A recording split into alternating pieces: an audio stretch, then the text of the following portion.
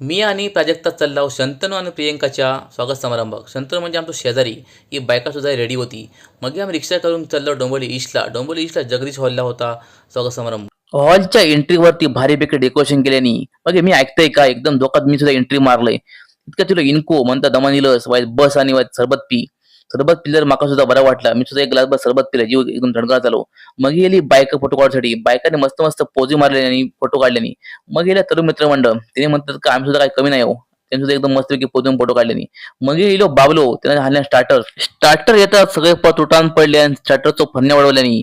मग सगळ्यांना लावल्यानी जेवसाठी लाईन. जेवसाठी भरपूरशी गर्दी होती. मग मी सुद्धा गेले आणि लाईन लावलंय. मग मी जेवण घेतले आणि जेवक बसलोय. जेवणात बरेचसे मेनू होते. मी सुद्धा पर्यंत जेवलोय आणि मग जिदा मग आईस्क्रीम घेतलंय.